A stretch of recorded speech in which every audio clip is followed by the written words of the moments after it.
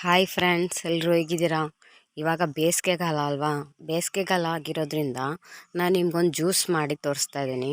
ಕಲ್ಲಂಗಡಿ ಹಣ್ಣಿನ ಜ್ಯೂಸ್ ಮಾಡ್ತಾ ಇದ್ದೀನಿ ಇವತ್ತು.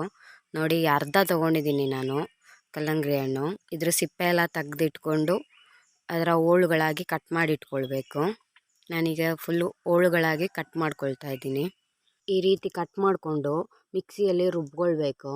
ಇದು ಬೇಸಿಗೆಗಾಲದಲ್ಲಿ ಕುಡಿಯೋದು ತುಂಬ ಒಳ್ಳೆಯದು, ಆರೋಗ್ಯಕ್ಕೆ ತುಂಬ ಒಳ್ಳೆಯದು, ದೇಹಕ್ಕೆ ತಂಪು.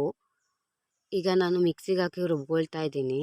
ಇದಕ್ಕೇ ನಾನು 1 ಗ್ಲಾಸು ಸಕ್ಕರೆ ತೊಗೊಂಡಿದ್ದೀನಿ. ಇದು ಕೂಡ ಸೇರಿಸಿ ರುಬ್ಕೊಳ್ತಾ ಇದ್ದೀನಿ. ಇವಾಗ ಇದನ್ನು ಚೆನ್ನಾಗಿ ರುಬ್ಕೊಂಡು ಅದರ ಜ್ಯೂಸ್ ತೆಗಿಬೇಕು.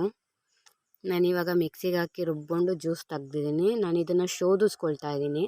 ಒಂದು ಶೋಧಿಸೋ ಇದು ತೊಗೊಂಡು ಅದರಲ್ಲಿ ಒಂದು ಸ್ಪೂನ್ ತೊಗೊಂಡು ಅದರಲ್ಲಿರೋ ಬೀಜಗಳ ಕಸ ಎಲ್ಲ ತೆಗಿಬೇಕು. ಹಾಗೆ ಚೆನ್ನಾಗಿ ಒಂದು ಸಲ ಶೋಧಿಸ್ಕೋಬೇಕು ಇದನ್ನು. ಇದಿವಾಗ ನಾನು ಶೋಧಿಸ್ಕೊಂಡು ರೆಡಿಯಾಗಿದೆ.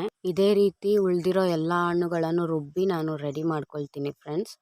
ಇವಾಗ ಇದೇ ರೀತಿ ರೆಡಿ ಮಾಡ್ಕೊಂಡಿದ್ದೀನಿ ಎಲ್ಲನೂ. ಈಗ ರೆಡಿಯಾಗಿದೆ. ಇದಕ್ಕಿವಾಗ ನಾವು ಒಂದು ಚಿಟಿಗೆ ಅಷ್ಟೇ ಫ್ರೆಂಡ್, 1 ಚಿಟಿಗೆ ಅಷ್ಟು ಉಪ್ಪು ಹಾಕ್ತಾ ಇದ್ದೀನಿ. ಉಪ್ಪು ಹಾಕೋದ್ರಿಂದ ಒಂದು ಫ್ಲೇವರ್ ಚೆನ್ನಾಗಿರುತ್ತೆ ಇದ್ರ ಜ್ಯೂಸಿದು. ಚೆನ್ನಾಗಿ ಮಿಕ್ಸ್ ಮಾಡ್ಕೋಬೇಕು ಉಪ್ಪು ಹಾಕಿ. ಮತ್ತು 1 ಚಮಚದಷ್ಟು ನಿಂಬೆಹಣ್ಣಿನ ರಸ ಹಾಕ್ಕೊಳ್ತಾ ಇದ್ದೀನಿ. ಚೆನ್ನಾಗಿ ಮಿಕ್ಸ್ ಮಾಡ್ಕೊಳ್ಳಿ. ಮತ್ತು ಒಂದು 5 ಕಾಳು ಪೆಪ್ಪರ್ ತೊಗೊಂಡಿದ್ದೀನಿ ನಾನು. ಪೆಪ್ಪರ್ನ ಪುಡಿ ಮಾಡಿ ಇದಕ್ಕೆ ಹಾಕ್ಕೊಳ್ತಾ ಇದ್ದೀನಿ. ಇದು 5 ಕಾಳು ತೊಗೊಂಡಿದ್ದೀನಿ ಅಷ್ಟೇ, ಮೆಣಸು. ಮತ್ತು ಏಲಕ್ಕಿ ಪೌಡರ್ ಹಾಕ್ಕೊಳ್ತಾ ಇದ್ದೀನಿ. ಒಂದು 1/4 ಚಮಚದಷ್ಟು ಏಲಕ್ಕಿ ಪೌಡರ್ ಹಾಕ್ಕೊಂಡಿದ್ದೀನಿ. ಆಮೇಲೆ ಚೆನ್ನಾಗಿ ಮಿಕ್ಸ್ ಮಾಡ್ಕೊಳ್ಬೇಕು. ಮತ್ತು ನೀವು ಕುಡಿಯುವಾಗ ಮಾತ್ರ ಅದಕ್ಕೆ ನಿಂಬೆಹಣ್ಣು ಹಾಕ್ಕೊಂಡು ಕುಡಿದ್ರೆ ಆವಾಗ ಚೆನ್ನಾಗಿರುತ್ತೆ. ಈ ಥರ ನಾನು ಸರ್ವಿಂಗ್ ಗ್ಲಾಸ್ಗೆ ಹಾಕ್ಕೊಳ್ತಾ ಇದ್ದೀನಿ. ಯಾಕೆ ಕುಡಿಯುವಾಗ ನಿಂಬೆಹಣ್ಣು ಹಾಕ್ಕೊಳ್ಬೇಕು ಅಂದರೆ, ಮೊದಲೇ ಹಾಕಿಟ್ರೆ ಅದು ಹುಳಿ ಬಂದು ಹಾಳಾಗೋಗ್ಬಿಡುತ್ತೆ, ಅಳಿಸೋಗ್ಬಿಡುತ್ತೆ, ಚೆನ್ನಾಗಿರಲ್ಲ ಅದು. ಅದಕ್ಕೆ ನಾವು ಯಾವಾಗ ಕುಡಿತೀವೋ ಆವಾಗ ನಿಂಬೆಹಣ್ಣು ಹಾಕ್ಕೊಂಡು ಕುಡಿದ್ರೆ ಚೆನ್ನಾಗಿರುತ್ತೆ ಅಂತ ಹೇಳಿದ್ದು. ಮತ್ತು ಇದಕ್ಕೆ ಐಸ್ ಕ್ಯೂಬ್ ಹಾಕ್ಕೊಳ್ತಾ ಇದ್ದೀನಿ.